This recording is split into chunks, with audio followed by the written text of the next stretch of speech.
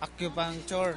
Kasi alam mo, ang acupuncture, pamparelax ng ano yun eh. Pamparelax ng mga ng katawan yon, ng mga nerves. Yung mga nerves mo. Eh, alam mo, hindi pwede sa kanya yon dahil nasa kalagitnaan siya ng heavy training, preparing for the big fight. Yun ang nakapasama sa kanya. Kinuwento rin ni Manny ang isang insidente na nagbigay sa kanya ng karagdagang inspirasyon para sa laban. Naglagay siya sa gloves, pinirmahan niya, tapos nilagyan niya na, "I'm going to knock you out." And he sent it to you habang nag-ensayo ka sa LA? Yes. So, what did you answer? No. Tawa lang ako. Hiningi ko pa yung gloves. Sabi ko, souvenir ko to. Baka sakaling, baka totoo nga, ma-knock-out niya ako. May souvenir na ako.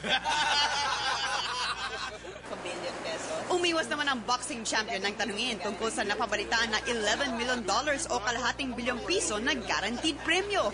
Confirm ba? Confirm? Anyway, anong payo ang may bibigay mo sa mga Pinoy na naghihirap ngayon, na gustong umasenso sa buhay? Kasi alam mo, you know that you're the inspiration of everybody right now. Diba sinabi mo sa akin before, you're so poor. And now, you have so much money, right? Sa buhay ng tao, Dayan, walang imposible. Walang imposible basta ikaw ay taimtim na nagdarasal.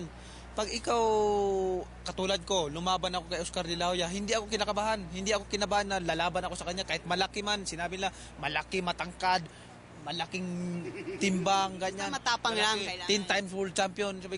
Sabi ko, wag yung isipin yan. Hindi tumatago sa isipan ko yan. Basta ang nasa isipan ko, ang determinasyon ko sa training ko, ang Panginoon nandito sa akin, pati sa puso ko, ang Panginoon nandyan. Hindi ako pabayaan, nasa likod ko lagi. May ibang birthday wish si Pacman sa kanyang ika-30 kaarawan sa December 17. Birthday wish ko na padagdag ang edad ko, padagdag yung kaalaman ko about God, about relation to God.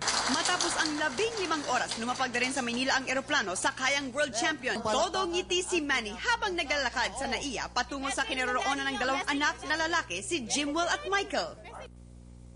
Dayan Castillejo, Patrol ng Pilipino.